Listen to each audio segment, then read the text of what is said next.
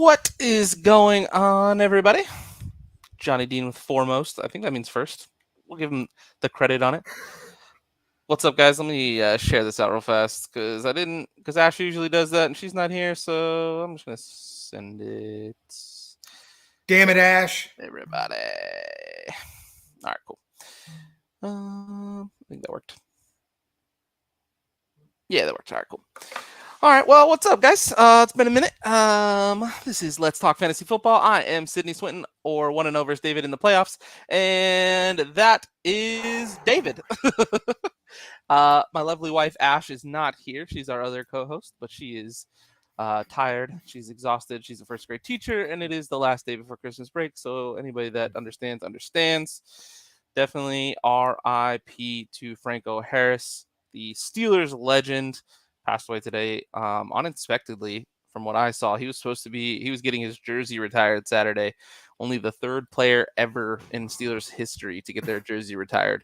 Was supposed to be happening. So that is very unfortunate. And if you want to make money, go bet on the Steelers to win this week because there's no way they lose after that. What is poppin', Mr. Andrew Faubert?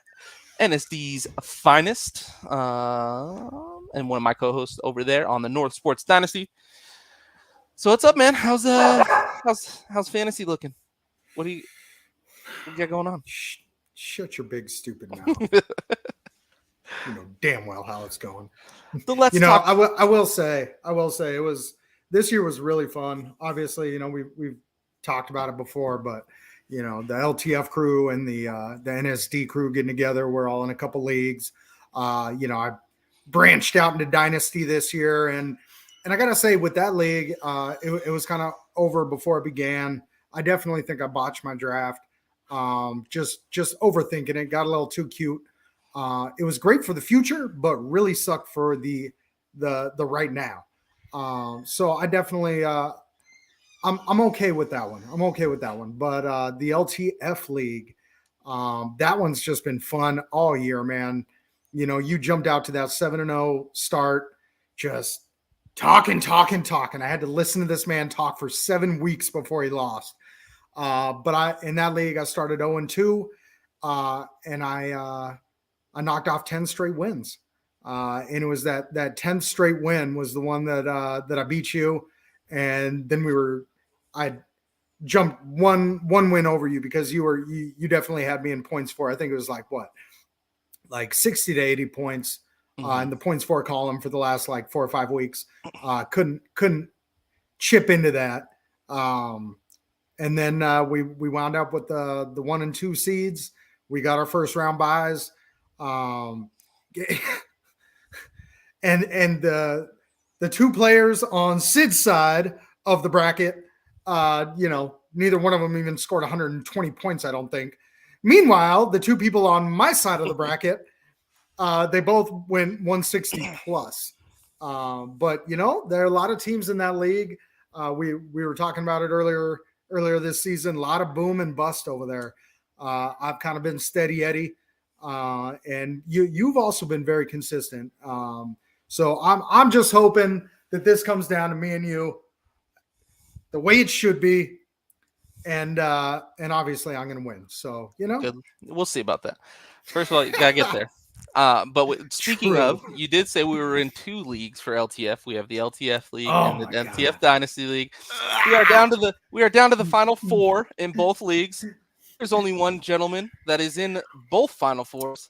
That would be me. So I will take the crown for fantasy champion this year. Ash ran it last year, winning 2 of her 3 leagues.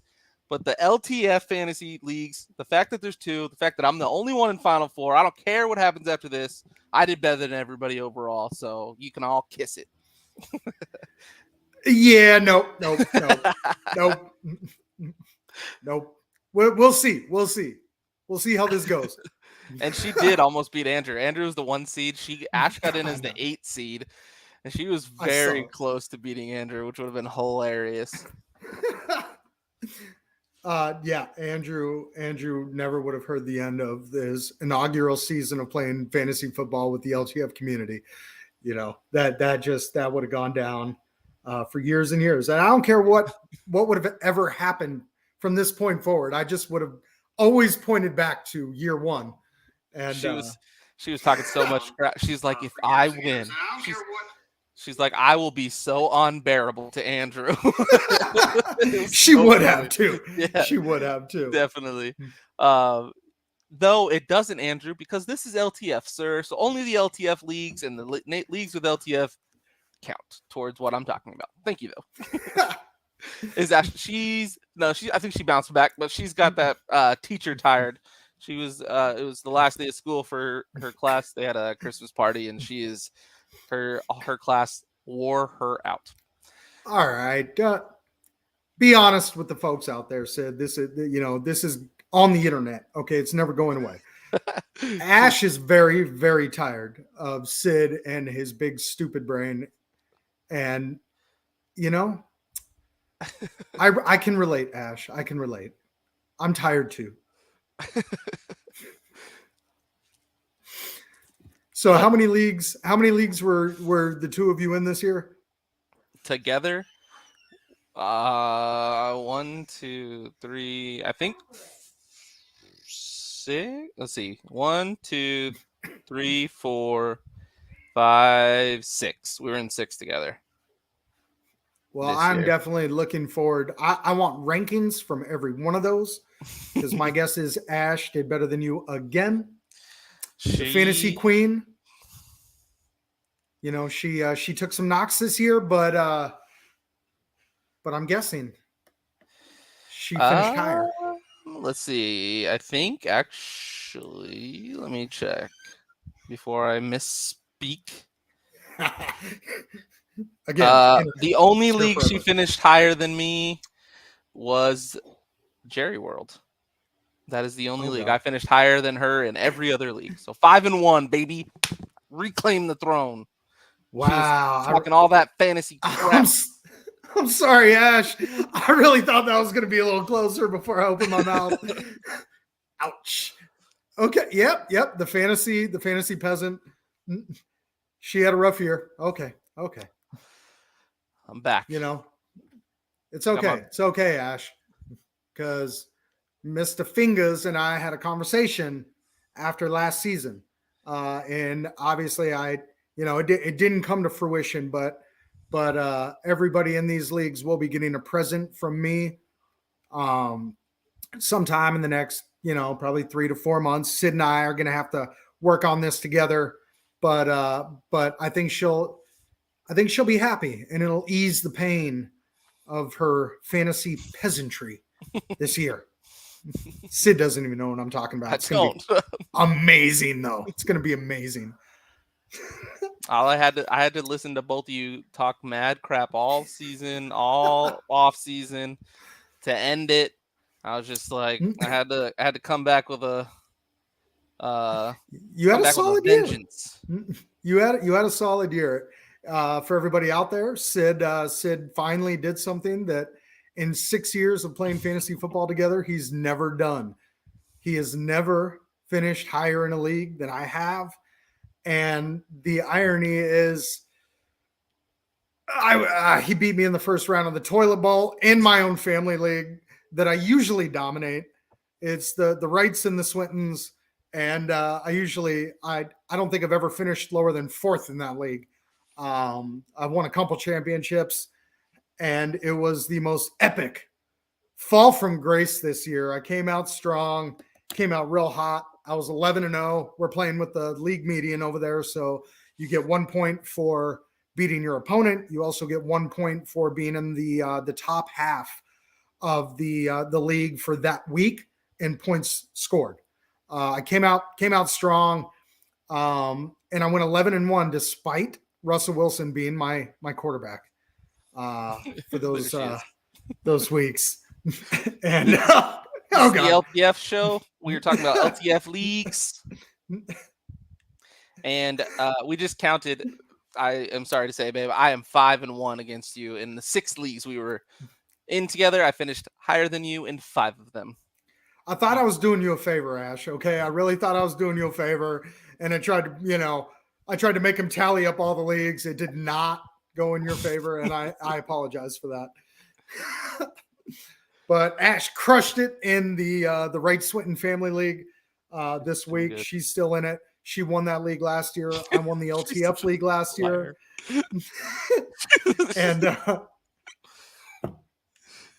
and we both are still in it with the chance to defend our titles. So I hope you take the Jerry World League, Ash. I really do. Please go beat my brother Dylan and his fiance Josie. Just please don't let them win. Anybody else is fine. I don't care. But yeah, the final 2 weeks of the year in that league, I limped through like 6 weeks. I was kind of, I started 11-1 and up and down for a while up until the last 2 weeks of the year. I was still a lock to be in the playoffs. It was fine. And in week 13, I had Jimmy G and Kenneth Walker go out in the first quarter of their respective games. I lost my match. I lost to the league median. I was like, it's okay. It's okay. I'll come back this next week. I was stacked with running backs, so I had backups. I went and got, who did I start? The quarterback again. Oh, Lamar Huntley. Started Tyler Huntley. Thank you. Tyler Huntley. And then it was Ramondre Stevenson. Neither one of them. I think Huntley went out in the third, but Stevenson went out in the first. And against all odds, starting 11-1, I missed the playoffs. And then Sid beat me in the first round of the toilet bowl. It is the single biggest fantasy collapse I've ever witnessed in my life. What's up, Nathan? You know what's funny? What up, Nathan? She just said Steven scares her the most in that league. I just looked. He doesn't have a quarterback on his roster that's playing currently. I know. And I went and picked up Gardner Minshew over there. I know. And he still hasn't made him. I think he's hoping that Hurts comes back this week. But what he doesn't realize is the symmetry of this situation with Jalen Hurts. They have absolutely no reason to play him against the Cowboys and every reason to not play him. They still only need to win one game to lock up the number 1 seed. And in the first matchup, Dak did not play. So the Eagles defense has still not had a real shot at Dak and our offense this year. So you think that's going to be a close game? What's up? Like, you think it's going to be like a low scoring game or? I don't. I think this game could be a shootout. I am very, very nervous about what Gardner Minshew could be able to do. I mean, he's one step below. Well, I can't say that. Nick Foles. All right. These guys step into games as the backup, and they have that swagger. And our secondary has been very suspect. Everybody saw what Trevor Lawrence just did to us. Our pass rush has not gotten home for the last 2 weeks. Sid and I were talking about this when I was over at his place on Sunday. He asked me what I thought was different between the Cowboys defense early in the year and, these last 3 to 4 weeks. And obviously we've had some injuries, but our pass rush is not getting there to protect our secondary. Our secondary has always been suspect. And I really, really do think that losing to Gardner Minshew would be such a Dallas Cowboys thing to do. And I'm very nervous about this game. I do think that with Dak in there, our offense is in a good place right now. So I do think that we'll be able to put up points, but I think they're going to be able to put up points too. And I'm nervous about Dak and his recent turnovers. And I don't know, man. I don't know. What do you think? It's tough because I don't think there's much of a fall off on the arm from the passing point of it from Jalen Hurts to Gardner Minshew, but obviously the legs is a big factor. And obviously the legs of Hurts open up the lanes for passing lanes for the Eagles. So it definitely is going to be a little bit different and a little tougher for Gardner. passing wise than it would have been for Hurts, just because of the threat of the running. But I think with the weapons the Philly has, it's definitely going to be. And if you guys can't get there pass rush wise, like has been the problem the last couple of weeks, I very well can see it being a shootout game, which is like good for me because I got Tony Pollard in a couple leagues that I need him to go off in. But we'll see. Ash said Nick Foles is starting for the Colts now. I saw that. I didn't see. Did Matt Ryan get hurt, or is he just? No, he just got benched, and again. I came this close to going and picking up Nick Foles instead of Gardner Minshew in the family league. I don't mind that. I don't mind that at all. Neither do I. And who are they playing this week? I can't remember. Off the top of my head, I can't remember either. Coltrane said, how many air yards do the Vikings give up, and who is catching them? So are you talking about? Danny Dimes. I don't think they're going to give up. I think Danny Dimes shreds them. Yeah. You want to come say hi to Sid? What's up, dude? Hey, oh yeah, Sid, he can't hear you. You're going straight into my brain. Oh, okay. First day of the 10-bet challenge. Bust. Hey, I'd rather it happen early than freaking late.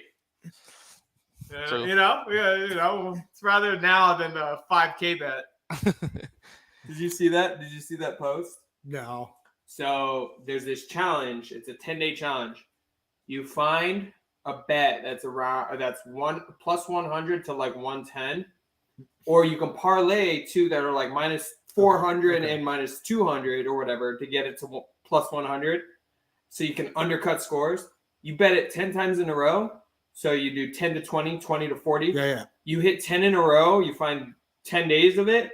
Wins you 10.43 grand or 10.3 grand if you go 10-10, if you just double it every time. 10 bets. You can undercut. And he lost in the first day. Well, yep. Hey.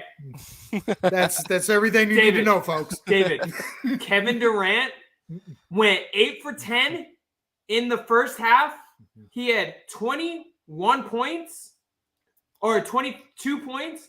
In the third quarter, he goes 1 for 9, puts up 24 points or 20. Yeah, bro, sick. You see that score? Oh, yeah. The halftime score. They were 40 at halftime. The Nets scored 91 points in the first half. Yeah. Whew. And we were sitting there. I was like, Sid texted me. He's like, do you think they're going to keep him in? He plays the whole third quarter, misses like 5 little jumpers in a row. It was the worst. That's hilarious. I'm like, are you? All right. So anyway, back to Coltrane here. Slayton. The Vikings will give up the deep ball. I think Slayton has Slayton has that a very decent shot of catching a few deep balls in this one. I'm also very intrigued with the return of Daniel Bellinger. Danny Dimes was very, very fond of him earlier in the year before that horrific face-shattering injury. But he's back. Cheekbone. I really do think that Bellinger is going to be a big part of that offense going forward. Obviously, the Vikings, they give up a lot of points to quarterbacks. So I think Danny's going to get it done on the ground and in the air. However, I do think the Vikings will win the game, and I don't think that they're going to have a first half like they did last week. So yeah. I do think Danny Dimes gets it done. I think he'll give you 200 to 300 in the air. He'll probably give you, anywhere between 50 to 100 on the ground. I don't think the Vikings are built to stop him. And that one's actually going to be interesting. If it were not for the lore of Gardner Minshew, who drove his mother home from the hospital after he was born, Danny Dimes would have been my top waiver quarterback this week. That'd been hilarious. You're such a fool. I'm not sure who this was, but please kick butt whoever the NFC South leader could be. That's Nicole. Okay, the Bucks. He's playing a third-string Arizona Cardinals quarterback, so wouldn't hold your breath. Arch to Dallas 2026. Ash would love that. She said no, he sucks. Fantasy football is. Oh no, that was about Matt Ryan. Nathan said fantasy football is rigged. Stay tuned. Ash is trying to grab all the QBs to play defense. Oh my God! What if Andrew had it all wrong, and the Mannings all come to Dallas? Jerry goes. The Mannings buy Dallas. VP, head coach, offensive coordinator, starting quarterback. Oh gosh. No, thank you. That's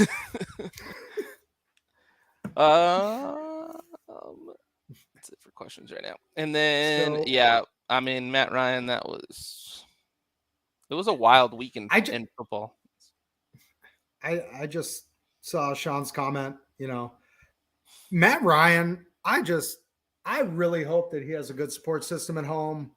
I hope he has a good therapist. That is the most crushing career I think I've ever seen from anyone. I mean, Jim Kelly's up there. I mean, 4 Super Bowls. Yeah, in a row to not win a single one. But I mean, that also comes down to conferences and what we're seeing this year. I think the Dallas Cowboys could get out of this NFC, or for that matter, the Niners or the Eagles could get out of this NFC 4 times in a row and lose 4 times in a row to whoever comes out of the AFC. But for Matt Ryan to have blown the biggest leads, I saw a thing today. I didn't fact check it, but he has the biggest blown lead in international play, regular season play, postseason play, and Super Bowl play. I think the postseason was NFC Championship game, I think it said. And I was just like, Matt Ryan might have benched himself. Yeah, that's what Sean said. Yep. He might have gone and sat down with Jeff Saturday and just been like, I'm good. That's it. I'm done. I'm good. So Lamar to the Colts next year. That'll be good. I saw Lamar to Atlanta. That's what Nicole earlier just too. Put in there. Lamar to Atlanta would be interesting. Yeah. They need a running back, but I mean, Lamar. That's what they do anyway. Lamar That's what they do anyway. But I think Lamar to Atlanta would be scary because what's Lamar's favorite target anyway? His tight end. Yeah, and he would have one of the Kyle most Pitts. athletic tight ends in the league. Obviously, Lamar has accuracy issues. However, I mean, you give him a Drake London, a Kyle Pitts, and that running back room, that could be a terrifying offense. And I mean, we've already seen this year they don't care what the game script is. They don't care who they're playing. They're just going to run the ball. Yeah. I'm curious. I'm curious if he leaves. I'm curious if he stays. I'm curious about what's going to happen there because it's a very interesting young talent that is going to shake up a lot of different things. And then the Ravens are just they're going to get off. They would be getting a haul for him. Back. So yeah, I mean, would you get the Russell Wilson type haul, like 3 first-round picks? I don't think anyone will ever get a Russell Wilson type haul again after that. And we saw the trend. That'll happen in these. We saw the trend in the last couple of years of teams completely, just selling the house, selling the entire farm to get their title now. And look at the Rams now. Stafford might never play again. They're done. They got the ring. They did.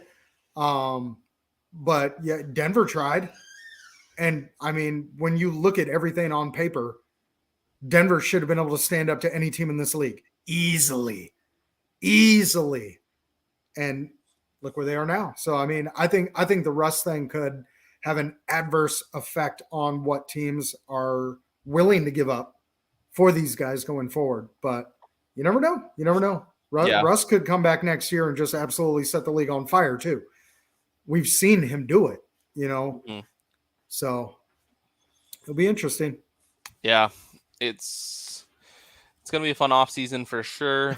There's a lot of big draft prospects that are going to be fun to watch and fantasy relevant that you have to pay attention to now that you're in Dynasty.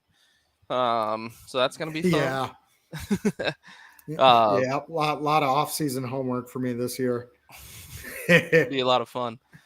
I'm trying to think of any other fantasy relevant news that we could talk about. Really, it's just the new quarterbacks from all the injuries or benches. What do you?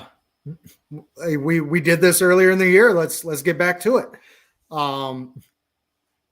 What do you make of the Indy running back room going forward?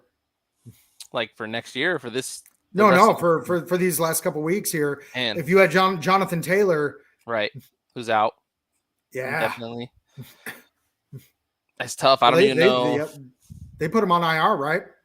He's done. Yeah, he's done for the year. So Zach Moss is the guy to pick up, but is he worth it? And see, is he though? Because it was funny when we talked about that trade and Zach Moss heading to Indy. I thought that there was a good chance that they were going to use him to take some of the ground and pound away from Jonathan Taylor and try and extend his career, lighten the load, lighten the injury risk. It didn't really happen that way to any kind of measurable amount. But then when he does go down, they had a huge lead. That's exactly what they did. They tried to ground and pound their way and crawl across the finish line. And I was really disappointed in that whole game from just Saturday because I thought it was just a gutless second half approach. But I don't think Zach Moss is the guy.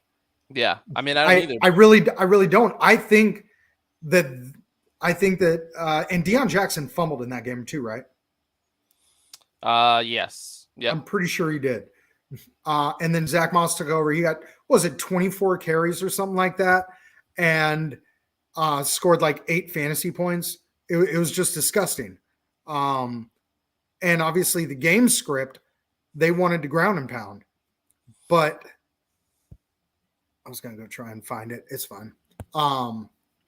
I think Deion Jackson is definitely the way to go out of the two of them. But do you think we're going to get that Deion Jackson explosion that we got when Jonathan Taylor got hurt earlier in the year? Because I don't think that now obviously with Big Nick Foles coming in, he might be able to get the passing game going, but I don't think that without the passing game, anybody on that team is gonna be a viable rushing candidate going forward. What do you think? It's tough because Deion Jackson did fill in nice while Jonathan Taylor was out the first time, and the Colts do have favorable fantasy matchups towards their running backs going forward. So it's not a terrible pickup, I don't think, especially late in the season. I think he's viable starter if you do have a Jonathan Taylor and you don't have anybody on your bench, or if you have Zonovan Knight or who's now questionable, or somebody that's got a bad matchup that's a little lesser. I'm not sure who else could be, but hey, real quick. I'm sorry. I just saw a comment from Anthony. Anybody out there on Facebook? Is the stream still frozen? Can you hear us? Ashley's commenting on Facebook, so I think she can hear us. Okay. Maybe it was just Anthony. All right. I'm sorry. Go ahead. No worries. So I think he is a viable pickup, at least for this week. Like I said, they have favorable matchups this week, so I don't think it's a terrible pickup if you need a running back for sure. And then real quick. I'm going to get to these questions that were in the comments. I think Ash was answering some, but Nicole, Dynasty does go throughout the year. You can make trades throughout the year. The draft happens, then you draft your rookies. You can trade draft picks, all that fun stuff. Dynasty is a year-round thing for sure. Nathan says the Colts aren't a serious franchise, and the Ravens aren't a serious franchise. And then Anthony saying that Facebook froze. Okay, we got that. Ash was just explaining the Dynasty fun stuff. Is there any point in picking up anyone if you're battling for 5th place? I've thrown the white flag. It's all for bragging rights unless it's a Dynasty league or a keeper league. If for some reason there's somebody on the waivers that you might want next year on your roster for whatever reason. It's never a bad idea then, but other than that, probably not. Off season 2, yes. So keep your eyes open on rookies. All right. Yep. Ash said. All right, real quick. Good. So Nicole said she was just looking at Derrick Henry for T. Tennessee. Looking back, he's. Okay. Looking back, he's pretty solid running. No. Derrick Henry has had some injuries, and how old is he now? He's almost 29, I think. 29? Yeah, he's going to be 29. There you go. Ash just nailed it. He's getting older, but still producing. I just don't think with his workload, he is an investment that I would want to make. I did the same thing with, CMC, Saquon Barkley this year. Because of that injury risk, I was not willing to invest in those guys. And then Derrick Henry is a lot older, and when you look at the way he's played the game, his body is going to fall off a cliff at some point. He's not going to be like a lot of these running backs who kind of slowly taper off because they're starting to lose their athleticism and whatnot. That man has one single attribute that separates him from everybody else, and that is he will run through any and everyone. He has taken a beating, and I do expect there to be a very sharp drop-off at some point. He may own the running back tier next year as well. But I would be very, very nervous going forward in a dynasty league, looking at Derrick Henry. In a redraft, I probably would avoid it still. But that's just me. Yeah. And then Sean said, we talked about someone that you could do, replace Hurts for fantasy. Yeah, we talked about Gardner Minshew having a good game with Dallas's trouble to get pressure the last couple of weeks. If they continue to do that, the weapons in Philly, we all know Gardner Minshew can sling it. And then if he's not available, Danny Dimes has a very favorable matchup versus the Vikings, and his legs give him a little boost as well. So those are the two that we would look at if you have Hurts and you're needing a guy. I do want to jump back to something Nathan said, unless you got some going. I'm just kind of going through it. I don't think I've gotten to what Nathan said yet.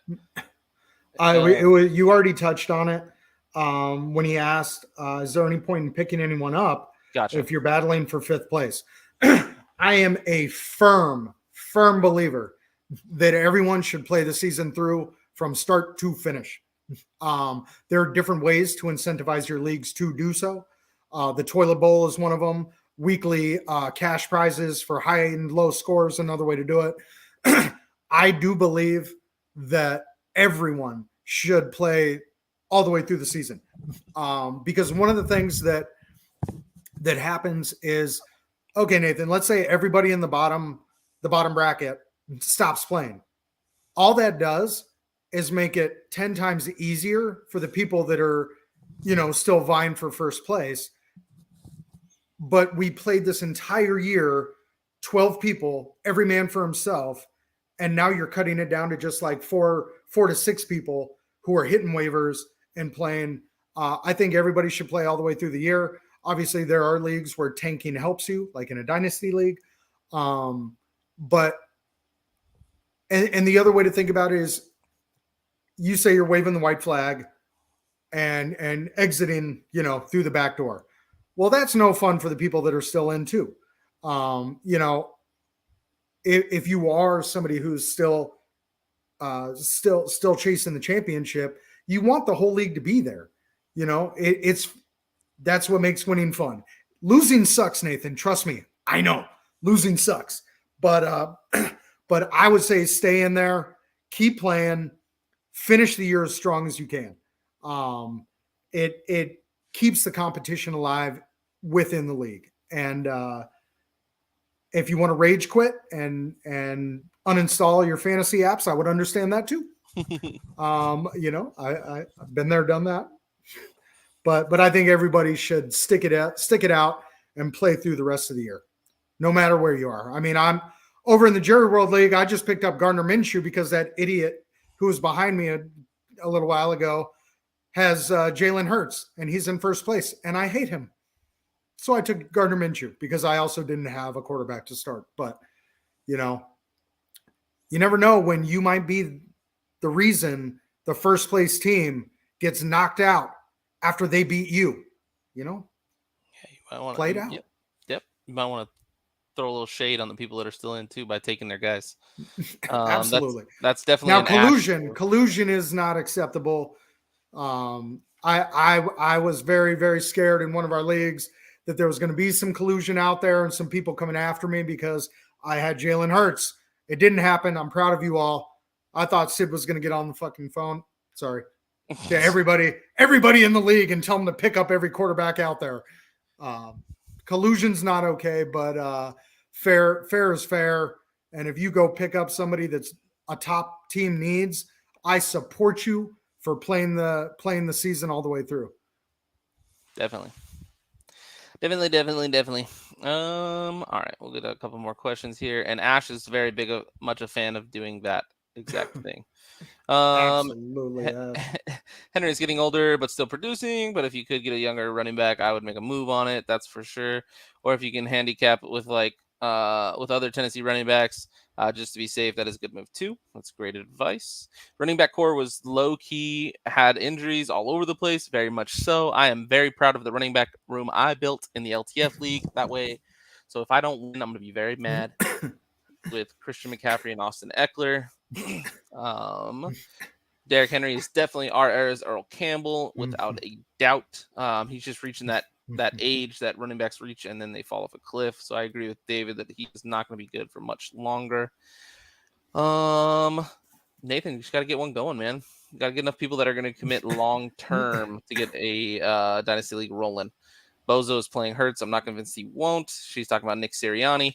You're a jerk if you're picking up players for playing for fifth, but I live for it. So defiantly do it. I love when she messes up because she always corrects me on my grammar. There's not that many people are great pickups in our league for sure. But you got to look at like the injuries, which make now because of like the Jalen Hurts stuff, like Gardner Minshew's now a pickup, Jonathan Taylor being out now, Deion Jackson, Zach Moss are good pickups. Matt Ryan being benched, Nick Foles is now available, so different things like that. So there's definitely still people to look at. I'll admit that has been me. I apologize. I got it from another that left, but you're right, 100%. It's just fun. You also learn a lot more to extend off of the playing throughout the season. People give up early in fantasy leagues if they go on a bad stretch, like a 3-week stretch where they lose 3 weeks in a row or they get a couple injuries, they just give up. And then in all retrospects, if you can, like for example, in one of my leagues, I started 2-7, and for most people that would like give up halfway through, they would quit after 2-7. It'd be very hard. I won my last 5 games. I had the right things happen at the end, and I made the playoffs. Like my team was bad, but constantly picking up waivers and trying to move things around. I went on a run. I lost in the first round, but I made the playoffs, and I wouldn't have if I had just quit and stopped paying attention after my terrible start. So dynasty or fantasy is a very long thing as well. I understand the thought about giving up in the playoffs and stuff like that, but you still learn what's good and what moves you could make and how picking up players all the time is going to be valuable going forward.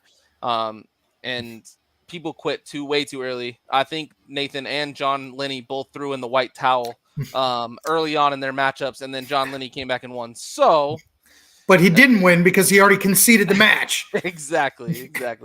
So you'll be playing Dalton this week. Nathan said thank you. Needed that. But yeah, it's okay. Nicole, you're not the only one, I promise, that has ever done that. It happens all the time. And I'll just one little cherry on everything he was just saying. You start 2-7. At that point, you wave the white flag. You're like, okay, that league's done. You don't make any waiver pickups the rest of the year. You don't set your lineup. You are now going to that's the last feeling that you get from that league. And it's going to be negative. And you're going to question your decisions on how you drafted. It's not a good way to leave a fantasy league. Play it out. Even if you didn't make the playoffs, you play it out, and instead of finishing dead last, you fought your way back and you finished middle of the pack. And I guarantee you, finishing a season middle of the pack feels a whole lot better than finishing dead last, especially because you quit. Grind it out, people. Grind it out. You never know. Look at, Jalen Hurts took a lot of people to the playoffs, to first round buys. We might not see him again this year. I think we will, but you never know what's going to happen. Kenneth Walker, we just talked about it. I was 11-1, cruising. If everybody in that league behind me had just given up, I would have limped my way in and would have been fine. But they didn't, and I congratulate them, except for Dylan. Yeah, for sure. And then even just the extend on that, if you're the highest scoring team in the very last week and you weren't even in, you were played for 5th place or something like that, you could be like, I built the best team. Look at this. I had the best team in the very last week. I did good picking up my, it's just a good feeling going into the next season for sure. Really, and then Nicole, we don't play in playoffs. It ends when the regular season ends. Most leagues, some leagues start before, they do a separate playoff thing. I've never played in one of those, but the playoffs for fantasy are currently right now. They're usually the last 3 to 4 weeks of the season. And then in Dynasty, I was 6-8, made the playoffs, and gave the number 1 a run for the money. Exactly. Yep. Andrew was in here talking about it earlier. Yeah, you can. I mean, last year we had 12 teams in the LTF league. The top 8 got in. Sean snuck in as the 8th seed, made it to the championship. That was Jerry World. Was it Jerry World? But made it to the championship. Just something it's never over. It's never over. And that's the beauty of the fantasy playoffs. You go through the whole year and everybody's talking about, you want to make the playoffs. You want to make the playoffs. The reason is because once the playoffs start, the regular season means nothing. It means nothing anymore. Mm-hmm. At that point, all you had to do was get in and then have assembled the best team for a 3-week span or whatever your playoff format may be. All you got to do is get to the dance, and it's anybody's game. Definitely. I think you know what happened there, Ash. Thanks for teaching Let's Talk Fantasy Football, and the host, of course, Najee. That guy right there. That guy did it. That man. Nathan said, I'll stick it out. It's been fun, but frustrating at the same time because I don't know what to expect these last 3 weeks. Were disappointment for me. Been there. Absolutely. It always happens. I mean, you're not going to win every single league you ever entered, Nathan. Every single person that's in your fantasy league wants to win just like you. So it's never going to be easy. That's part of the fun of it. Only one of them can win. It's all coming back to me. Nosh. You're such a fool. But if you had players that didn't make it, no. I will give Nathan a big shout out though in the LTF league because I don't know if you can have it handy, Sid, and you want to put that up, but that matchup that to lose, I get Nathan, your team balled out, absolutely balled out this week. You just happen to run up against the only person in the entire league who scored within 40 points of you. And he edged you out. That is a heartbreaking way to finish the year. But what I will say, Nathan, is had you played anybody else, you'd be advancing. You did well. You understood the assignment and you crushed it all year. You were competitive all year. There were weeks where your team looked like it could bulldoze the entire league, and then some weeks, obviously, it fell off. But you made good decisions. And I remember, I believe, wasn't it Nathan who auto drafted like six rounds? Oh, it might have been. He couldn't be there for the beginning of the draft. He ended up auto drafting like 6 rounds in a row. And it was like all wide receivers or something like that. But hey, man, you made good decisions on the year. You played the waiver wire every week. You did well, sir. Congratulations. Definitely. One of the things I like to do, especially like in Nathan's position where I played the only person that scored higher than me, I will then try and score as high as I can to see the next couple of weeks if I would have outscored the people still in the playoffs. That way I can tell myself if I didn't have that one matchup, I would have won it all. It's all because of that one matchup. Otherwise, I was the champion. And that's just something that I take home with me. Yep. 100%. Well, I know there was Nathan, I do think we should start another dynasty league. Obviously I got my feet wet this year, but I think it's something that I will become more involved in. So obviously you will be on that list. There was another.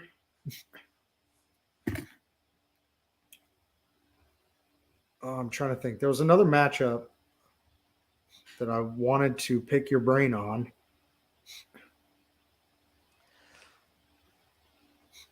Oh, there's what do you think about Marquise Goodwin this year? So he had a huge game earlier in the year, and he was on top of everybody's waiver wire articles, columns, podcasts. Everybody's going nuts trying to go get the guy. Both Sid and I told you, please, for the love of God, do not do it. Do not chase that production. And we were 100% correct. Anybody who did burn a lot of fab or waiver priority on him, he did not come through for you. But here we are again in that same situation. We got Seattle going up against the Chiefs defense in Kansas City this week. Weather might be an issue, but the weather aside, with Tyler Lockett, who's going to be out, what do you think? Where would you put Goodwin on your waiver priority as far as guys that are available in 50% or less? Were there any other receivers out there that you saw? That's tough. So I actually have Marquise Goodwin in the NSD LTF Dynasty League, and I've had him for 10 weeks. I've never started him, but did you drop him? No, I still have him. I have. Okay. We have it's such a deep bench that I've just had him this whole time. I don't know if there's another receiver out there that I would like go get that would be like available. I mean, it's just tough without Lamar. Like, it doesn't seem like he's been as productive. I mean, there's Demarcus Robinson, his teammate. So yeah. But really, that's about it. I mean, unless like Romeo Dobbs is out there for some reason because he's been hurt. He came back, had a few balls thrown to him, made the catches. We all know Aaron likes the people that make the catches over there at Green Bay. So, I mean, maybe him if he's available. And they're going to be in a super tough matchup, probably high scoring, I imagine, because they're playing the Dolphins, and it's in Miami, so you don't got to worry about the cold. But I'm actually just scrolling through, looking at percentages. Richie James for the Giants going up against the Vikings. Richie James is 39.5% rostered out there. Who would you take between the two? Marquise Goodwin or Richie James? I'd probably take James. I agree. All right. All right. The real question, though, would you take Nashville chicken strips or bourbon glazed brisket? Nashville chicken strips. I mean, you can't say no to brisket. I love me some Nashville, but you had to go bourbon glazed brisket. Yeah, that sounds amazing. Done. That's probably the one I'd go to for sure. What about Hunter Renfrow at Pittsburgh? No, in Pittsburgh, retiring Franco's number 3 days after Franco passed away. I don't even know if I want to start Devontae Adams this week. Oh my goodness. No, I'm just kidding. I'd definitely start Devontae Adams. But I mean, if there's a week to not start him. And I'll leave it off at this one. This is the only other one that I'm seeing that I think could throw people the wrong way. Are you chasing KJ Osborne's big game? Nah. I think you and I will be 100% hand holding on this one. Folks, this is very much the Marquise Goodwin situation. Everybody's talking about KJ Osborne, but let's be real. They're not going to play Indianapolis again this week. They're not going to be down 33-0 at half with a defense that is literally just trying to take Justin Jefferson away. It's not going to happen. I feel like a lot of people are going to chase. I feel like a lot of people are going to chase that production, and I think it's a mistake. He's the number 4 option, so definitely. Yep. Anthony threw in a he twist. He could end up. Go ahead. Anthony threw in a twist. He said hand-baked garlic breaded Nashville chicken strips. The fuck? Hand-baked. Garlic breaded. 3-day marinade and rosé baby backs, or Nathan, you don't need garlic. All right. So I love garlic. I mean, we'll just go right on down the list. We're taking those baby backs, just a hair over that brisket. I'm taking the brisket. That Nashville chicken sounds amazing, but it's going to take number three. Slow roasted pork. Are you just reading a cookbook right now? I would go brisket, baby backs, chicken. Sounds delicious though. All right. Well, something else we talked about. I was going to say something earlier in the year was the running back versus wide receiver in the first round as far as drafting next year. We've kind of gone back and forth on it a few times. What's your take? I think if you don't have, this is tough. I think if I can get, I mean, as of today, like I would think if I could get Eckler, McCaffrey, that's probably it. And I probably wouldn't want him first or second though. If I could get him like 3rd through 6th, I would take him just because it's such a far turnaround to get my next pick. That all the top receivers are going to be gone. That I would probably go receiver. And I think Kelsey needs to start being talked about as a first round pick. I am actually very nervous about that. I think Kelsey's going to break people's hearts. I've been thinking that. I'm going to pull it up. I've been thinking that for 5 years or 4 years or however long. 33 years old. That's right. I don't think it matters. 33 years old. And I'm sorry, but I would not be able to take Travis Kelce in the first round. I mean, Mahomes is something special. Their connection is something special. But at some point, he's not going to be able to dominate as well as he is. And, like you just said, you've been saying that for years. I don't know. So you would be leaning towards a wide receiver with the first pick in the draft. And who would it be? Probably Justin Jefferson. Jefferson, yeah. I mean, so you're thinking, and Eckler, I would have to disagree on Eckler too.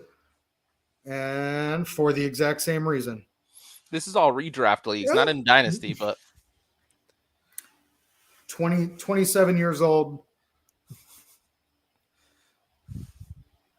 So Eckler's the number one. So, and this is full PPR. Eckler's the number one.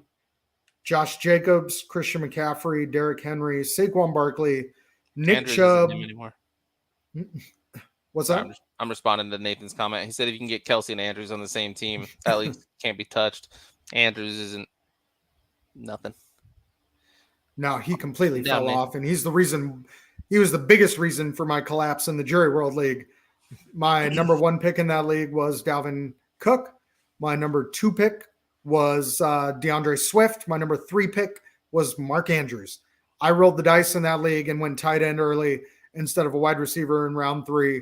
And I spent basically the entire year getting single digits from my second and third round pick and drafted Russell Wilson.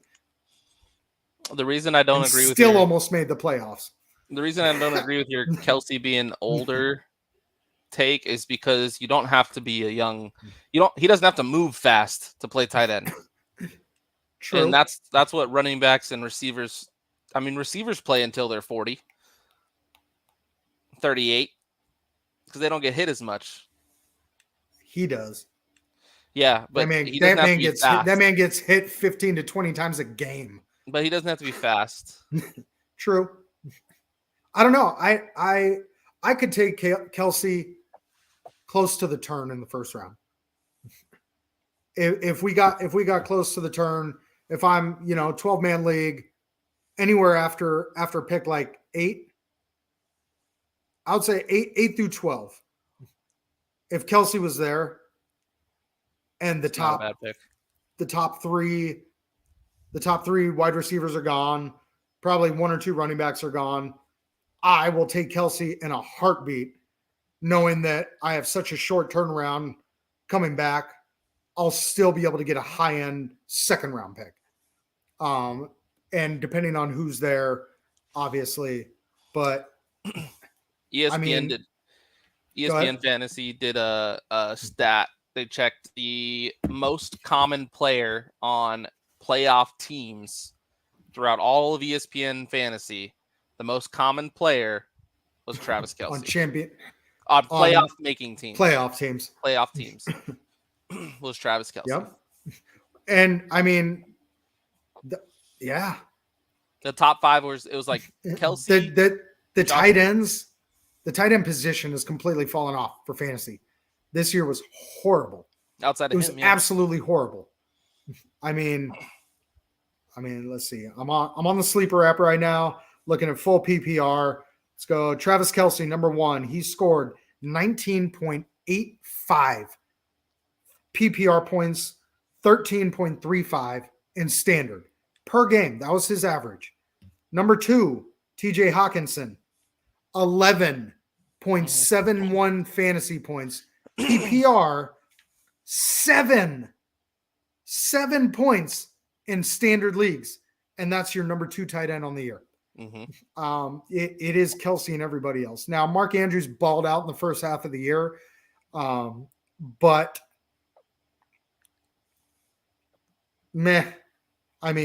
obviously that team was in shambles. He got hurt. Lamar Jackson went out. They can't put anything together. But I don't know. So you go JJ number 1 next year. I think so. Give me your top 3. Probably Justin Jefferson, Tyreek Hill. Put me on the spot, so he's gonna do it. I thought you were about to say Jamar Chase. That's why you were hesitating.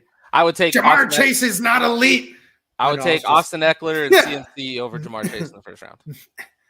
I agree. I think Jamar Chase, he's too volatile for me. And that's just the way I play fantasy as well. You can see it in my team construction across all leagues. I definitely avoid the home runs for my core team. My core needs to be solid, steady as she goes. I want consistent production. And Ja'Marr Chase is not always that. Yeah. But JJ and Tyreek. Are we going Devontae, DeAndre Hopkins? I think Stephon Diggs is up there before them. Diggs. Let me pull up the top 10 for this year. So it's JJ, Tyreek, Diggs, Devontae, AJ Brown, Amon-Ra, CeeDee Lamb. And at that point, once we cross Amon-Ra, I think we're in a very, very much lower tier. Yeah. You've got CeeDee Lamb, Tyler Lockett, Jalen Waddle, Christian Kirk, Ja'Marr Chase, DK Metcalf, Cooper Kupp. He goes back obviously up. In a class by himself, so he's way further down this list. But at this point, I don't know. Can you hang your season on Kupp next year with no Stafford? I would say if Stafford comes back. If it's not Stafford, I'm probably not taking Kupp in the first round. If there's no Stafford. I'm probably starting to look at the top running backs at that point, just because even though there was like a fall off for running backs this year, there's still a big difference between teams that have good running backs and teams that don't. And so I'm not getting too far ahead of myself, just sticking to wide receiver in the first round, just because it was definitely a difference maker this year. But if those top 3, 4, 5-ish probably receivers aren't there, and then obviously CMC and Eckler, that's 7, and then I'm probably looking at Kelsey at 8. See, I still lean towards the running back for the same reason I did last time we talked about this, wherein it's just what running back though. Yeah, true. That's the only thing. But once you get past the top 32 running backs, production is non-existent. Yeah. There are a lot more tandems. Definitely. There are a lot more tandems. We're definitely seeing that. So, okay, you could go to, maybe 36 to 40, running back number 36 to 40, where you can still get some solid production from these guys because there's still starters in there and or tag team backfields. But it's just so much harder to get production from running backs once you cross that threshold. Wide receivers, you can go 60 deep and get 30 points from a guy. It's just a matter of not consistently, but the boom bust. The boom bust is still available there, where you can have a guy that only gives you 5 to 10 a week, and then 4 or 5 times throughout the year, he'll have a good game and give you 15 to 20. You're not getting that from a third running back on a team. So I think just the nature of the position and how many viable running backs there are still makes that more important for me, because I feel like I can still make up the ground. If you go wide receiver heavy and then try and get your running backs late, you're 100% depending on injury. Ramondre Stevenson, Kenneth Walker. That's how I did it in one of my leagues. But if you go running back heavy and get your wide receivers later, you're still getting production from those guys. And if you had a good eye, you read the situation correctly for a franchise here or there, then you can still get production. I don't know. I just can't fathom punting running backs to the second, third, fourth round and just going wide receiver heavy early. I don't think just because you go receiver in the first round, that means you're going receiver second and third. So my strategy has always been, I want my first and second round pick to be advantages in most of my matchups, right? So I wanted running backs because there wasn't a lot of running backs. But I think there's now a clear-cut advantage to having a Justin Jefferson, Tyreek Hill, Stephon Diggs receiver versus any other receiver in the league. And I think, and then the same thing with Kelce. There's a very obvious, clear-cut advantage having Kelce over any other tight end in the league. So you're going to have that one dominant matchup. That's what I want my first-round pick to be the dominant guy in the matchup every single week. And then I'll build the rest of my team, regardless of position, after. And okay. And that's kind of what my thought process is, throwing those guys up there. I've gone back and forth over the years, but I've never been scared of jumping the curve. And okay, so I didn't quite get the best guy in the first round or the second round. I made my picks, but at that point, start going tight end, start going quarterback, and have that hopefully top three choice at the other positions to make up for maybe not having the best guy at running back, wide receiver, which are always the first couple rounds to go. But no, you had actually talked about that with Josh Allen in the LTF league. You took Josh Allen in the third, I believe, because you thought that would be the difference maker, and then you ended up having to trade him. The elbow for CMC, the other Joey B. And CMC was the main guy I was trying to get in that trade. Yeah. No, hey, Josh Allen and Saquon carried you, started faltering, and you were able to make a phenomenal trade for Joey B and CMC. I still hate you for that, Nathan. But I don't know, man. I'm definitely, and obviously we'll see how the offseason plays out, who goes where. But I think as far as the top wide receivers, I'm definitely opening up to the idea of that first round pick being a wide receiver. And this will all change in the offseason because we're going to go through a whole draft. We're going to go through a whole offseason, and we're going to go back and start doing mock drafts. And we're going to be like, wait, I got Zonovan Knight in the 5th round. Why I need to pick running backs earlier? Like it's just happens every year. It's going to happen for sure. That's the joys. So are we? Are we going to start mock drafting as soon as the championship round is over? As soon as I usually start mock drafting, as soon as the draft happens. As soon as the draft happens in April, it's time to mock. See what I can get.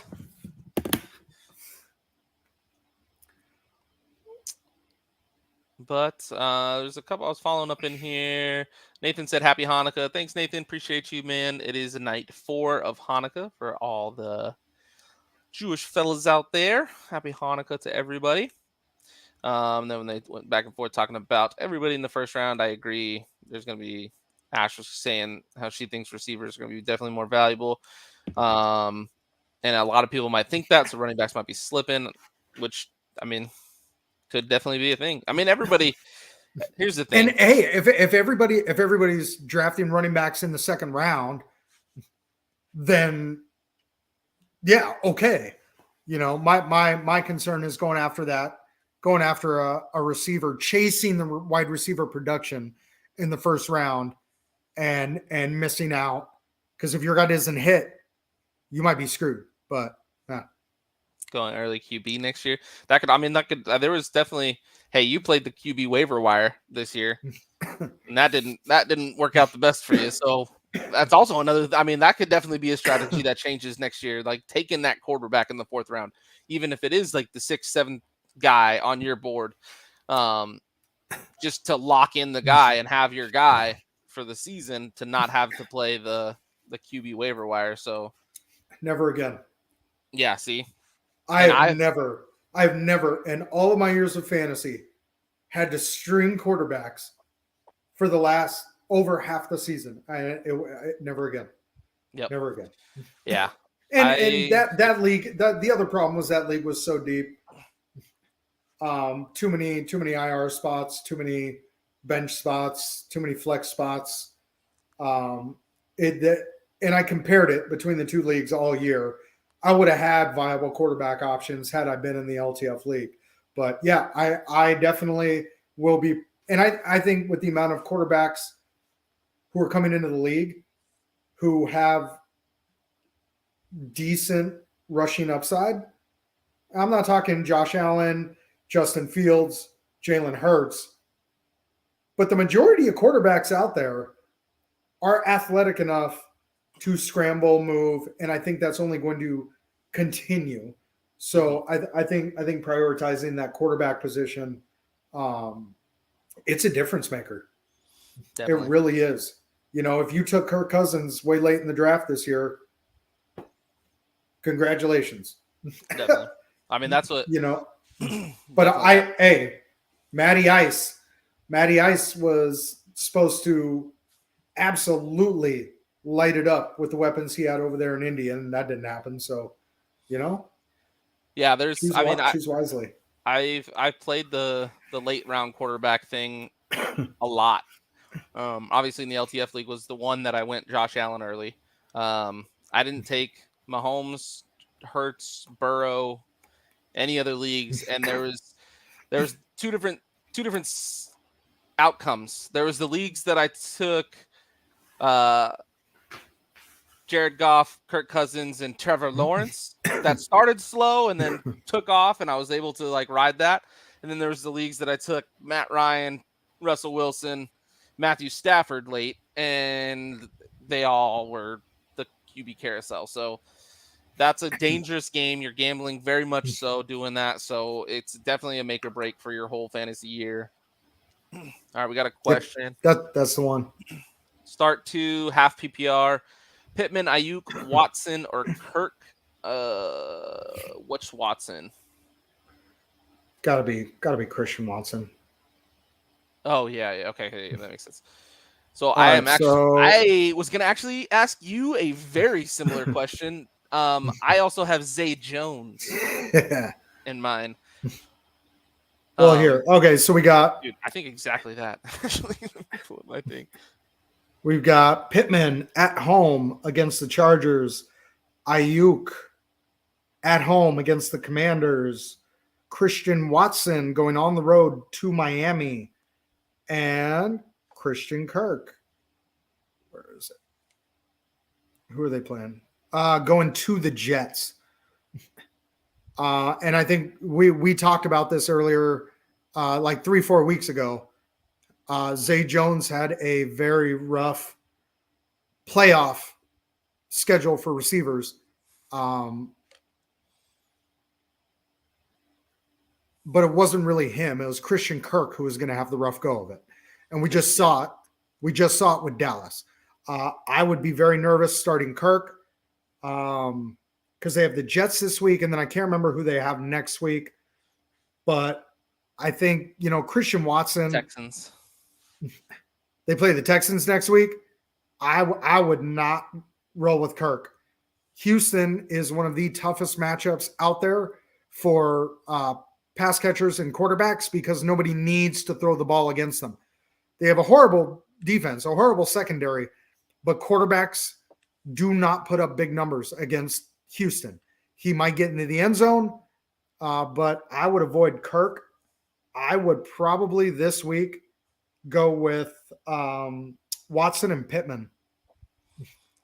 So I agree with Ash. I agree kind of because she's in the Pittman. The only reason she's worried about Pittman is because Nick Foles is starting at quarterback, which is that's very why valid. I would start him. But I'm also worried about Brock Purdy starting for Ayuk. So I don't like Ayuk either because he had 3 points last week in a very favorable matchup for receivers because Purdy looks to his tight ends. Kittle obviously had a game, and I'm nervous about Ayuk. So I literally in mind, I was going to ask you, I have Ayuk, Christian Watson, Christian Kirk, and Zay Jones, and I need to start 3 of them. Hold on, real quick. Okay. Yeah, Pittman hasn't really produced this year, and that is 100% because of his quarterback play, which has been terrible all year. Nick Foles, we just talked about this. I think Nick Foles has the opportunity to come in and do the exact same thing that Gardner Minshew has the opportunity to do, and that's come in and do what they've always done. Be an amazing, lights-out gunslinger for 2 weeks and then completely fall apart. But that's all we need. That's all we need right now. 1-2 weeks. So yeah, and Pittman's the number one option in Indy. So I think that Nick Foles and Pittman will have a connection this week. They're at home. The Chargers defense is nothing to write home about. And the Chargers are going to score a lot of points. The Colts are going to, and no Jonathan Taylor. The Colts are going to have to throw the ball. And you got big Nick Foles stepping in to a matchup where he's going to have to throw the ball for his team to win. And I think this matchup is right up his alley. And I think Pittman will be his main target.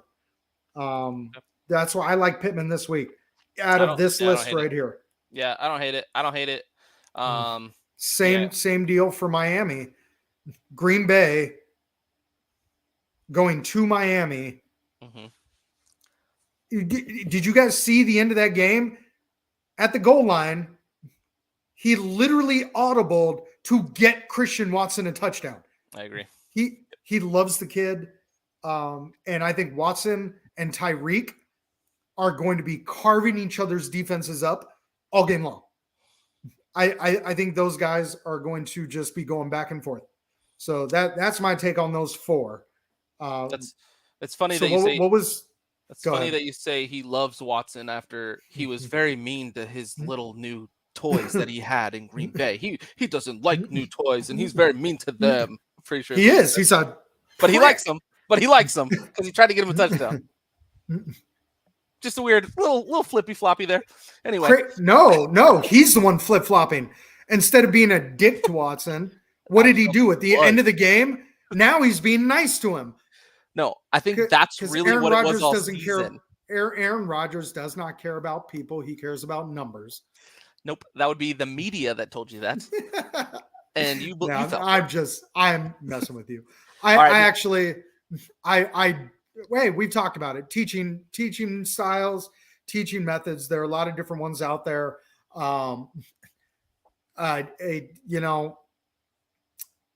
I think he could have done a lot better to have brought these kids along a lot better throughout the year, but that's my personal opinion on training and development. My approach to things is very different than his. Christian Watson is a very, very gifted young man who is just incredibly fast. And he figured out not dropping the ball is a good thing. So facts. All right. So now to piggyback off that question. So it's the same three. I don't have Pittman. I know, because I do. But I have Zay Jones, Cortland Sutton, and George Pickens. And I have Jameson Williams, but I don't know if I want to start him. Yeah, like I said, I knew what you're talking about. In the LTF league. Okay, yeah, this is LTF. And you know what I realized, Sid? You and I, throughout this whole year, are always scared to ask each other questions because you and I are so competitive. and we're going to put that to bed right now. From now on, we're going to help each other. Zay Jones, I already touched on that one. I like it to an extent. I think I don't think that you can rock with Sutton. I really don't. I agree. Now, if Russ is back this week, they're at the Rams. The only reason they could be successful is that Russ steps into these last two games and wants to leave this season with a better taste in his mouth than he's had all year. That is the only way. I don't know if that's going to happen. Christian Kirk, I would be terrified to start him against the Jets. Same. Nope. So out of your four of Christian Kirk, Zay Jones, Cortland Sutton, and Brandon Ayuk, and Jameson Williams. Yeah, because I'm starting Christian Watson. You're starting Christian Watson. And to be honest, man, I would I would not start Pickens. I did it all year in Jerry World, dude. I know the ups and downs. But At this point, I don't think you can risk it. The floor is too low.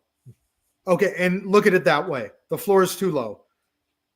Now, Sutton only did as well as he did throughout the year because Jerry Jeudy was gone. Jerry Judy's back. And Jerry Jeudy is playing well.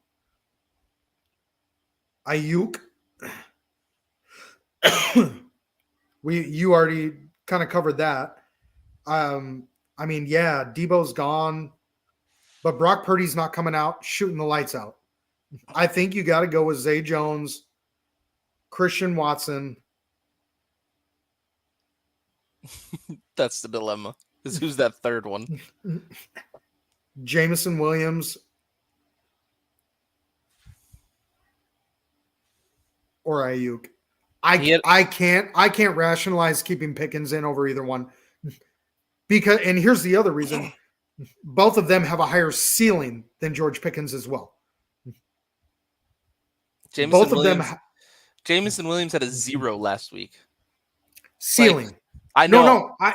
I said they both have a higher ceiling than George Pickens. And honestly, the floor with Williams and Pickens is a 0. I don't think Pickens has ever put up a 0. I think Ayuk is the safest bet out of all this. I think Zay Jones, Christian Watson, and Ayuk is the safest way to go. If you want to roll with your boy Pickens, I mean, okay, looking at it right now, in a full PPR, 18.3 is 18.1, 16.7. 3 times all year he's scored over 15 points. Who? Pickens. Gotcha. And he's been their number one receiver all year. Deontay's been number one. Deontay gets all the targets. The number one. He's not the number one based on how Kenny Pickett throws the football.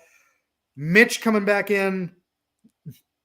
Yeah, is Pickett playing? Yeah. And is Freiermuth okay? Yeah. Because Freiermuth put up a goose egg last week too. Mitch doesn't know how to look in the middle of the field. Been well established. Neither does Kenny Pickett, but yes, he does. Much better than Trubisky. All right, you got my answer. I go Zay Jones, Christian Watson, and Ayuk. Ayuk in the flex, playing it safe. I think he's got the highest floor out of everybody on your bench.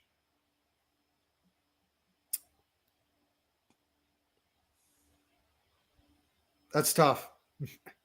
All right. I've had a question in the LTF league that I've wanted to ask. I almost text you today, but I'm like, no. All right, dude. Pull up my roster real quick. I got it. Because I almost dropped Joe Mixon today. What? It's not crazy.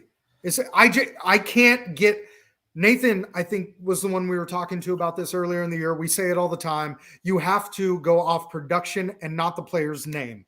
Okay, then pause. Look at his matchups going forward and look at his week by week scoring. Okay. And look at the other 3 running backs I have. Do I even need them? Am I ever going to play them? Pull up Alvin Kamara. Open Alvin Kamara's game log for me. Kamara has the matchups though. Cleveland this week, which is one of the worst rush defenses in the league this year. And then Philly, who potentially could have the number 1 seed locked up. But in the last 6 weeks, he's only scored over double digits twice. And it was only 12. Like he's the one I would drop. And look at Mixon. It's the matchup against Cleveland this week is the only reason. Because look at Mixon. Mm-hmm. Mixon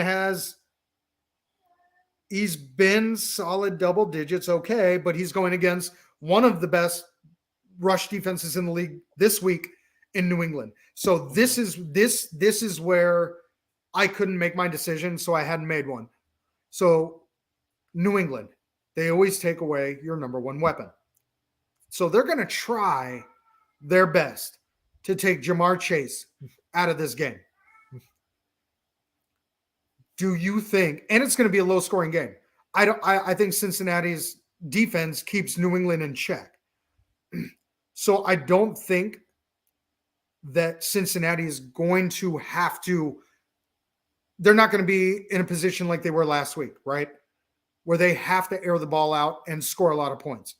I feel like this could be a low scoring game. New England takes Ja'Marr Chase out of it.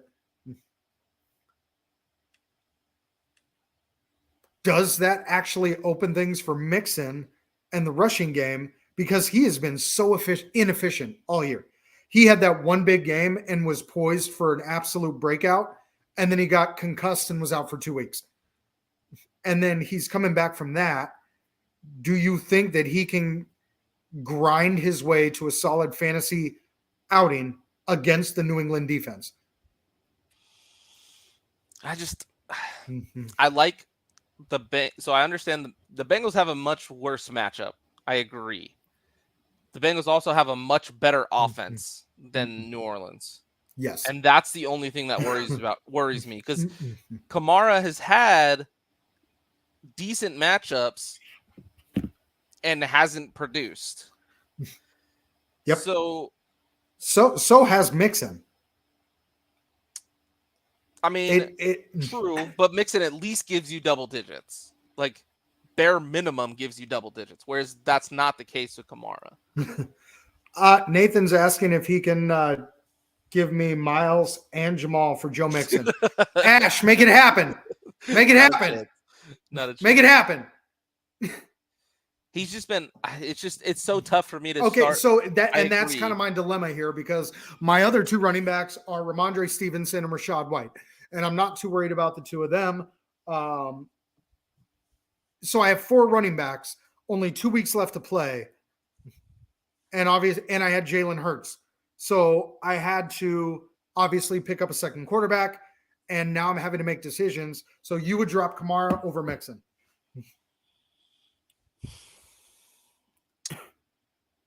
It's tough. This is tough, right? I'm not like missing. I don't think I would drop either of them. I would drop Treylon but I'm not. I can't start all of them. Yeah. And the one person I am least likely to start. So next week, Mixon plays Buffalo. You can run on Buffalo. However, at that point, I think that Buffalo will be able to air the ball out, and Mixon will get game scripted out for Pirine, because they're going to have to be throwing the ball. I think Cincinnati Buffalo could be a shootout wherein Mixon is completely nullified in the game script. So it's like I have 2 weeks where I might not start him. I'm only keeping him because his name is Joe Mixon, and he put up 55 points in 1 week. That's the Kamara effect. And he put up 45. What's up? That's Kamara too. He has 42. He's got I think I saw a stat. Kamara has 30% of his total points this year in 1 game. That was Mixon. Mixon too. Like I'm keeping him because his name's Joe Mixon. And also, the sad part is double digits. He gives me versatility. He does. Not high. I mean, let's see. I mean, better than what Kamara's giving you, though. That's better than Kamara. Better than Kamara. And I was playing Kamara's matchup this week because I was kind of worried to put Ramondre in there against Cincinnati. I haven't set this lineup yet. It's probably going to be Ramondre and Rachaad White starting, and I may go 3 wide receivers. So honestly, though, Ash has a great point. You might as well just drop Joe Mixon. That way I can pick him up and start him against you in the championship and win with Joe Mixon. That's the other reason I haven't wanted to drop him, because I'm like, if I drop him and somebody else picks him up, that I went over and looked at Kyle's lineup. I'm like, Kyle would pick him up. Kyle's got like the Atlanta backfield. And I'm like, I don't know. I don't know, man. That's tough. It really is tough. Nathan, it is definitely a good pickup because not everybody's gonna go off every week, but he's definitely a solid production. There's not really any like consistent, very few super consistent receivers. Oh man, Ricky B had some questions. Nathan had said DJ Moore or Hollywood. I go DJ Moore because the Cardinals are starting neither their third string running quarterback. Drop them both. Point. Drop them both. Find something else. Full PPR. Hollywood. Brian Robinson or Thielen for my last flex spot.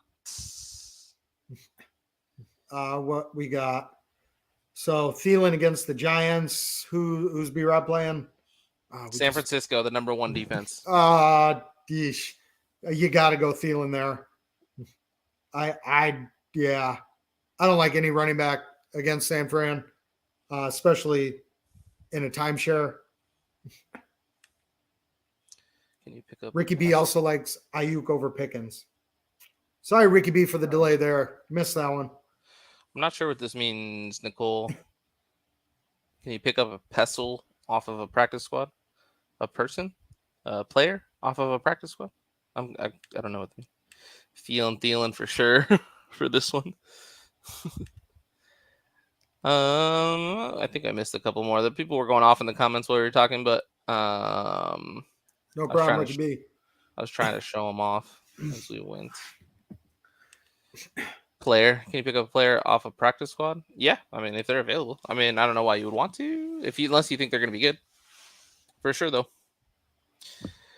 But the Kamara Mixon thing is definitely a great question and a dilemma for sure. It's about as bad as the 5 receivers I have and don't want to start any of them. Talk to the commish. Maybe we can work out a deal. This has been Ash. Look, drop Mixon. Drop Mixon so I can pick him up. Def drop Mixon. Do it.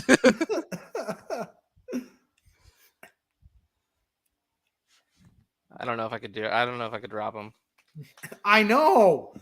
But when you go and look, he's the number 11 overall running back this That's season. My number one. That's my number 1 pick in the draft that we're comparing to my number 2 pick in the draft and deciding which one of them to drop for the undrafted Rachaad White and my 7th round pick, Ramondre Stevenson, to be my starting running backs this week. Love fantasy football, baby. It's gonna be fun. I know, Ash. If I was guaranteed that Mixon would go to somebody who is not still chasing the title, I would do it in a heartbeat. To be honest, I'm done with them. And I already know going forward because I would still have 3 running backs. I mean, I'm 100% good with dropping either Kamara or Mixon. One of the two, I'm okay with it. I don't want one of them. I just want one of them as a backup to the 2 guys who are actually out on the field producing every week for their teams. Names don't mean anything. Nameless gray faces, Tomlin said. Says nameless gray faces. That's what we're playing. What's up? Nameless gray faces. That's what Tomlin always says. Really? Yeah, he's like, I don't care who's on the other side. Nameless gray faces when we're playing. Talk about who they're playing against. That's why you don't draft running backs early because they don't matter, apparently. I mean, if my 1st and 2nd round pick had been, I don't know, Justin Jefferson and Tyreek Hill, I'd probably be okay. Where did Tyreek go? Yeah, you can't trade this late. 2nd round, I think. I don't think he made it out of the 2nd in any league I was in. Who doesn't have any bums on their bench? Me? Or Sid? I think that was a question for you. I don't have any bums. I don't. And I actually just dropped Hollywood and DJ Shark to be able to get Treylon Burks back off IR and then I had to pick up Gardner Minshew. But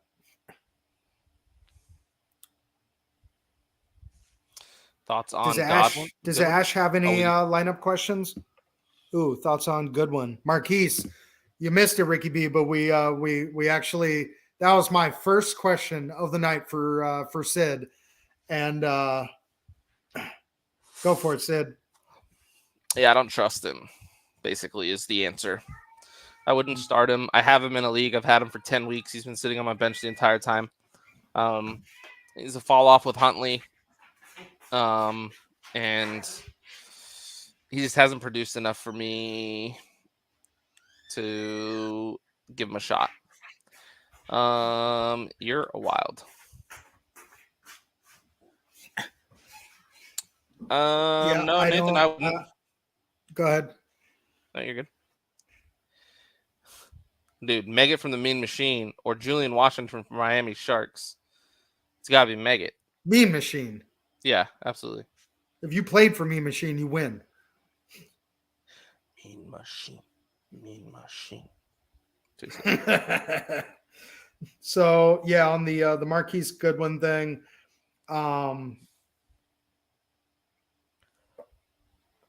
in Kansas City, could be high scoring. Ash. He definitely produced when he had the opportunity last. I would not, hang all of my hopes for this week on it. Is there somebody else that you're trying to decide between Marquise Goodwin and somebody else, Ricky B? Because I took Sid through a lot of players that were available in our leagues, kind of a who would you rather have? So if you want to throw out a couple other players that you're trying to decide between Marquise Goodwin and that other name, throw it out there and we'll let you know what we think. I was laughing because you told me to look at your Jerry World match or league, and your bench has Sam Darnold, Kenny Pickett, and Andy Dalton, trying to keep them away from David last week. And now it's the same thing this week. Keeping them away from your next opponent. All right, got another question here from Jacob Avery. 10-man PPR. Should I start Mike Williams or Michael Pittman at my flex? Both play on Monday night. I was certain that Pittman was locked at my flex, but with Matt Ryan out, I'm not sure. I believe in Nick Foles, but I don't know if he has any chemistry with Pittman. That's the question. We actually just went over that. Between those two, I'm going to go with Mike Williams. I agree. I do think that the Nick Foles is going to play better this week than people think. I do think it's an upgrade from Matt Ryan. It really depends on the chemistry he has with Pittman. We don't know how their practices have gone. The quarterbacks have been up and down over there all year. We don't know who's been practicing with who. So who knows? But we do know that Nick Foles can step into a situation and produce. So, but between those two, I got to go Mike Williams. Yep. And Stephon Gilmore should be on Keenan Allen. So it's not like you even got to worry about the number one corner being on Mike Williams. That is a very good point. Yeah, I like Mike Williams a lot for sure. Colts defense hasn't been anything to write home about, so that's kind of what I'm going for sure. No problem, my man. All right, pleasure. David. It is getting late. I have work in the morning. As much as I could do this all night long. And talk football. I'm going to have to wrap this up. Any last words or anything else you want to talk about before we call it a night? There's one thing that I think is really important to everybody who plays fantasy football. Even if you don't, even if you're just a casual NFL fan, the one thing that you need to remember, don't be a commie. Root for America's team. This guy. Perfect time. Clip that, Andrew. Clip that. All right. It's been an awesome season. Had so much fun doing this with you and Ash. Love you, Ash. Are we going to be back next week? If we meet in the championship, there's no doubt about it that we will be back. If I lose both leagues that LTF is involved in and I don't make either championship, I'm not sure I'll make it. All right. That's fair. That's fair. That's fair. Good luck to everybody out there. If you're still grinding, trying to win that chip, go get it. If you're not, don't forget, keep playing hard all the way through the year, because walking away from your fantasy football season on a high note is so important to your state of mind for the next 9 months. I promise. Facts. All right, guys. Appreciate you rocking with us. Appreciate all the questions. Appreciate all the fun in the comments. You guys are the best. Absolutely, Ricky V. Hope to see you guys next week. You're off Tuesday next week? Should be Tuesday if it's a thing. Yes, sir. Yes, sir. All right, cool. If you're interested, you can catch me on North Sports Dynasty Friday night. We got a Christmas special show. Christmas special. Actually, I won't be on there. I'll be on there for like 5 minutes because I got Hanukkah I got to go to. So check out the North Sports Dynasty guys Christmas show. I'll definitely be popping in at some point. I won't be on full time, but Andrew, Chris, I too will be making an appearance on the Christmas show. Boom. There you go. See, he's got a lot of fun things lined up. Go check them out. Andrew, Alex, and Chris are going to have a great time. So that's it for us. Catch us next week. Hopefully I'm in 2 championships for LTF. Peace, guys. Later.